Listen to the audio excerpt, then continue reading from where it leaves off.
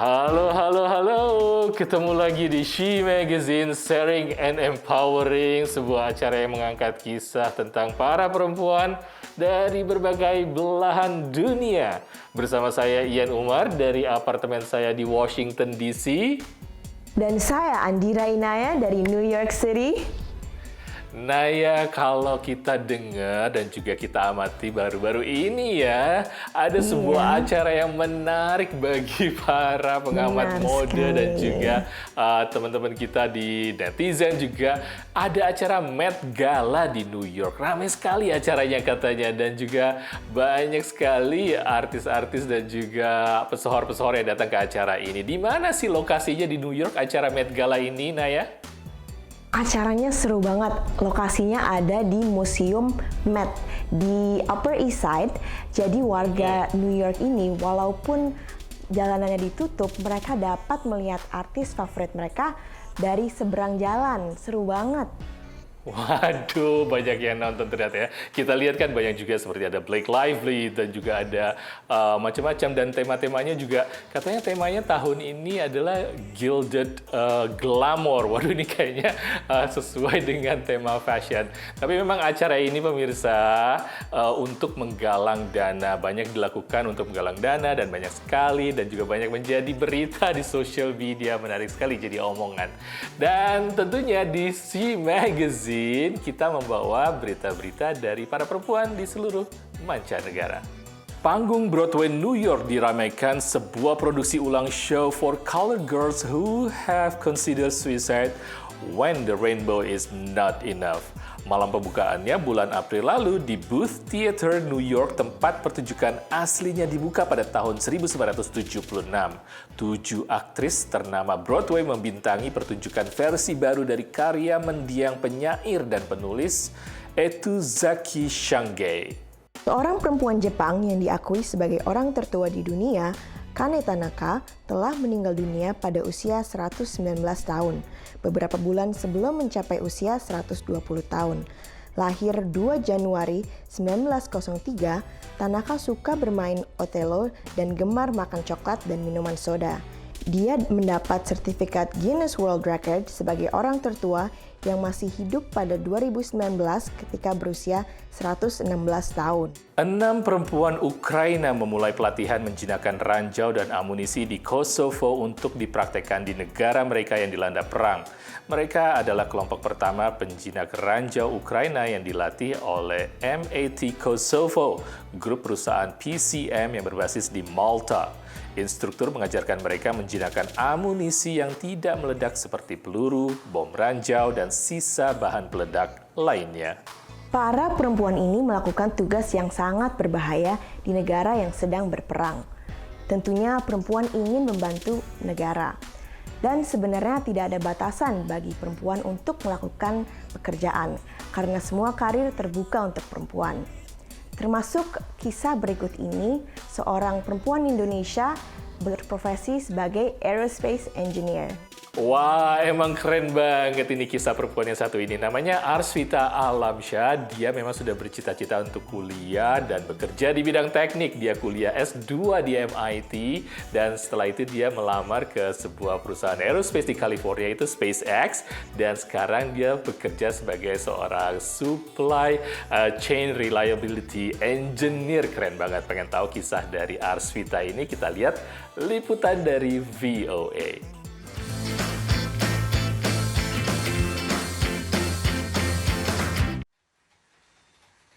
Honestly, not at all. It's not something that I really target at the very first place, but I know for sure it's something that is really cool to be part of. Bekerja di SpaceX, perusahaan aerospace atau antariksa di Hawthorne, California, bukanlah target awal Arsvita Alamsyah. Namun yang pasti, diaspora muda Indonesia ini bercita-cita berkarya di bidang teknologi. As a kid, I kind of like to see how things are assembled and made.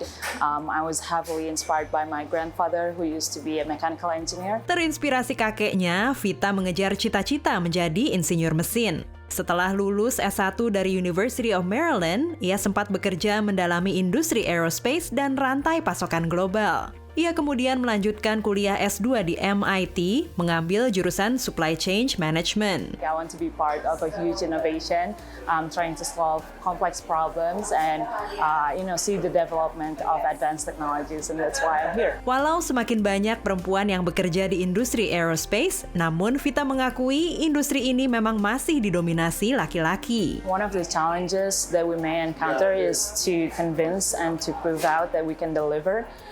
So having a great confidence in ourselves to make sure that everything is worked equally the same as our male counterparts is really essential. Pendapat Vita dibenarkan oleh Diandra Sumardi, master di bidang kimia yang juga mengajar di University of Maryland.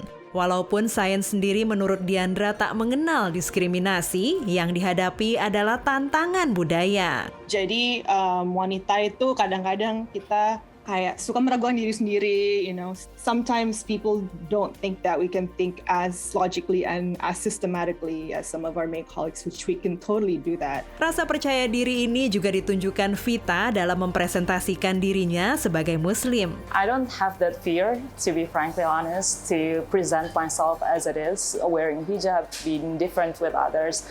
I think to me, I don't see people that way, and hopefully people don't see me that way too. Sikap Vita ini diakui Yuvi Priyadi, teman kuliahnya. Dan di tengah transisi yang sulit itu dia memutuskan untuk memakai hijab, gak peduli kata orang. Oh, this is actually hijab. It's a scarf that women Muslim has to wear too, and I kind of explain a little bit about it, so kind of share Islam a little bit for people who actually might not have been exposed to.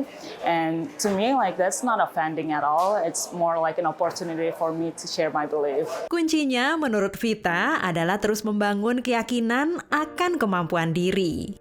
Dari Los Angeles, California, Dania Iman, Irfan Isan, Nia Iman Santoso, VOA. Wah, bangga sekali ya ada perempuan Indonesia yang bekerja untuk perusahaan roket antariksa SpaceX. Tidak tanggung-tanggung, Arsvita juga seorang engineer. Ya, keren sekali dan mudah-mudahan menjadi inspirasi bagi para perempuan dan juga teman-teman kita yang lagi nonton, mungkin lagi sekolah untuk bercita-cita menjadi seorang engineer. Batasannya sampai antariksa loh, bukan langit lagi, udah bukan bintang lagi, sudah jauh, bener kan? Ya, semoga ya semangat sekolahnya. Keren-keren. Dan jangan kemana-mana, She Magazine akan kembali setelah yang satu ini.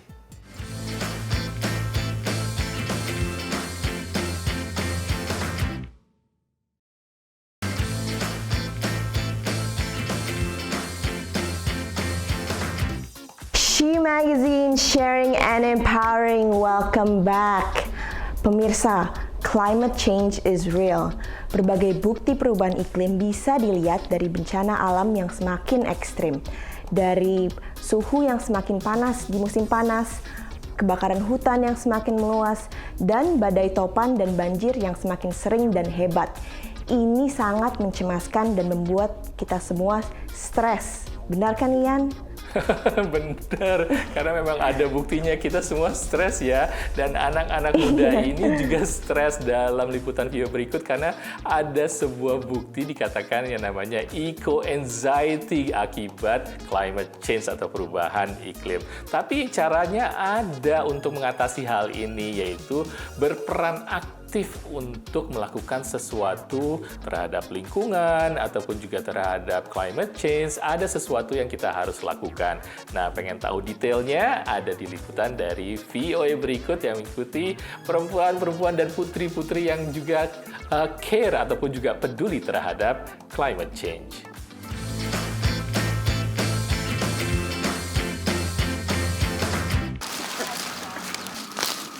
Di sebuah area hutan di Washington, D.C., terlihat sejumlah siswa SMA mencabuti tanaman garlic mustard, spesies invasif yang mengganggu ekosistem. Ini salah satu bentuk kontribusi mereka untuk bumi yang lebih sehat. I want other people, even generations from now, to be able to have the same experiences I've gotten to have in Rock Creek. Laporan terbaru PBB memprediksi bumi akan terjerumus malapetaka lingkungan jika semua negara tidak segera mengambil langkah drastis dalam menghambat laju perubahan iklim. Pemberitaan tentang masa depan bumi menciptakan apa yang disebut pakar sebagai eco-anxiety dan climate change distress. Stres yang terutama dialami generasi muda karena kondisi bumi yang makin memburuk. I think I, like a lot of people in my generation, we're really afraid right now, and it's really easy to feel helpless. Namun Amelia berusaha melawan rasa panik dengan secara rutin menjadi relawan. I chose to do this because it felt like something that I could do that was tangible, that was a way of actually helping the environment, of helping my community. Hampir 50% warga Amerika usia 16 hingga 25 tahun yang disurvei dalam sebuah artikel di jurnal medis The Lancet mengakui bahwa stres perubahan iklim berdampak negatif pada kehidupan sehari-hari. We're seeing the impacts of drought, the impacts of extreme heat in cities, the impacts on agriculture and food shortages. But what I'm finding is that more and more people, especially young people, have the temerity to say there's solutions we know that we can do to reduce some of the impacts of climate change and to help us adapt. And we can't do nothing. Salah satu yang sering diserukan pakar adalah bertindak mengurangi jejak karbon kita sendiri. You can do something as simple as meatless Mondays. Switch to a plant-based diet. If you can walk somewhere, then walk. Reduce, recycle, and reuse is a concept that's really coming about.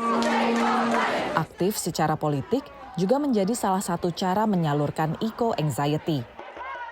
For youth to see someone like Greta having an impact that she's having and people actually listening to her and politicians listening to her really does bring about hope. We're going to grab our trash bags and we're going to walk around the edge of the park to pick up litter. Menurut Lindsay, pemandu grup, kegiatan pembersihan oleh komunitas seperti ini tidak hanya bermanfaat bagi lingkungan, tapi juga untuk para relawan yang melakukannya. So there are certainly these big picture issues that the young people can't turn a switch and fix. So doing this work has a very quick, tangible impact that affects the emotional and environmental health of the students and of the overall ecosystem. Dari Washington DC, VOA. Saya setuju sekali dengan para remaja putri SMA yang lebih memilih untuk melakukan sesuatu perubahan yang nyata dalam mengatasi perubahan iklim. Ya, keren sekali. Memang kita harus melakukan sesuatu, tapi untuk mengatasi anxiety atau stres, ternyata musik juga bisa membantu loh, Naya. Oh ya? Iya kan? Kamu juga sedang dengar musik kan?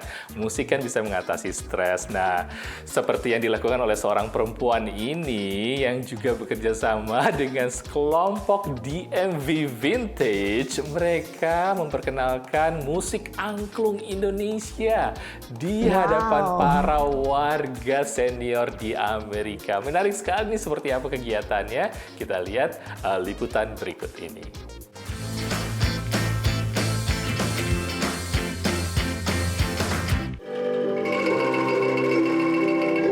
Mereka adalah warga senior Amerika dari grup DMV Vintage yang sedang melakukan pertunjukan angklung di Margaret Swenhout Senior Center, Silver Spring, negara bagian Maryland.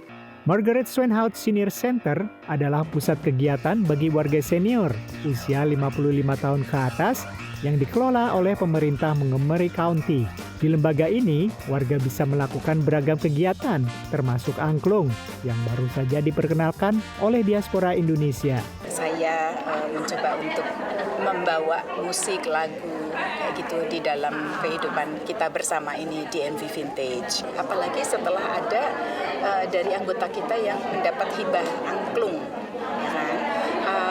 Jadi kita mau main di mana kalau kita dari rumah ke rumah itu memberatkan yang punya rumah. Kemudian ada Tante Meti yang nanti saya coba kenalkan dengan direktur Senior Center. Kemudian datanglah saya ke sini, kemudian berkenalan dengan Karen Maxine. Sebagian dari anggota DMV Vintage adalah warga asing yang sama sekali belum pernah melihat angklung apalagi memainkannya. I was looking at the instrument and noticed that people were shaking it and it made a sound. And then I found out that different people had different sounds. And by coordinating the time at which you shook your instrument, you were making music. And so I was fascinated I think this is the type of instrument that teenagers and even kids may learn to play. Dan mereka itu belajarnya termasuk cepat sekali. Kita hanya melatih 3 kali, ternyata sudah 2 lagu yang kita bisa sajikan untuk kalian. Ini adalah penampilan perdana mereka. Today they gave their performance and I'm very impressed and proud of them. It's just good to have different cultures. That's the main thing, is to share cultures and understand each other and get to know each other. Perwakilan Kedutaan Besar Indonesia, salah satunya istri Duta Besar Indonesia, Ayu Rosan, turut menyaksikan kegiatan ini. Waduh, menarik sekali ya. Para warga senior Amerika ini ternyata juga cinta dengan angklung setelah diperkenalkan dengan instrumen asli Indonesia ini. Dan yang membanggakan juga perempuan diaspora Indonesia yang memperkenalkannya kepada mereka. Dan juga tadi ada tarian-tarian Indonesia. Wah, semakin seru ya acaranya. Iya nih, aku jadi ingat masa kecilku di Indonesia main angklung sama teman-teman di sekolah. Pemirsa, jangan kemana-mana karena She Magazine akan kembali dengan berbagai kisah perempuan lainnya.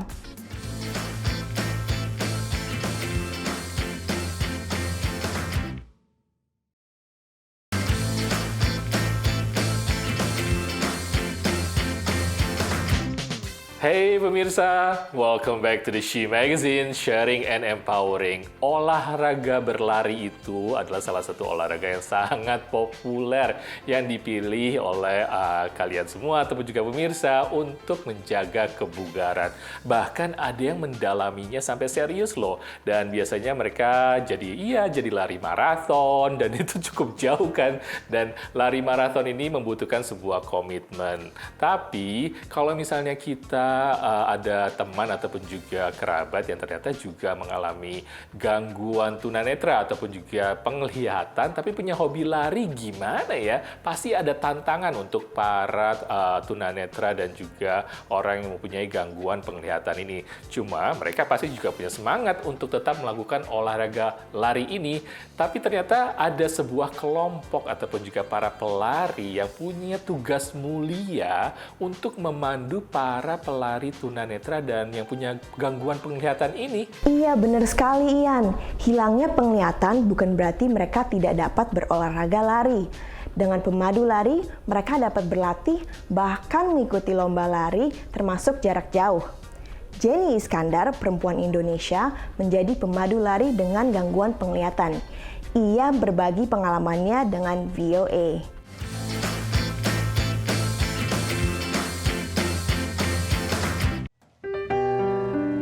Saya sebelumnya nggak punya ide ya, apa itu blind runners atau jadi sighted guide. Jenny Iskandar, diaspora Indonesia di Sacramento, negara bagian California, adalah pemandu pelari dengan gangguan penglihatan.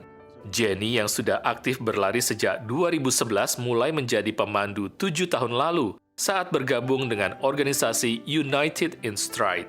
Organisasi ini didirikan Richard Hunter di Sacramento tahun 2015. Tujuannya mempertemukan para pelari dengan gangguan penglihatan dan pemandu lari di seluruh Amerika. I really want to inspire, educate, and change the public's perception of vision loss and to help other people and to set an example.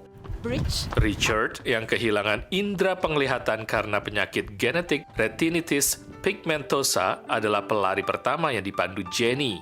Saat itu, Richard sedang mempersiapkan diri untuk mengikuti ultramarathon 100 mil atau 160 km. Dan saya mau merasakan, wow, that makes a difference. Orang banyak sekali pelari-pelari yang visually impaired ini punya banyak potensial.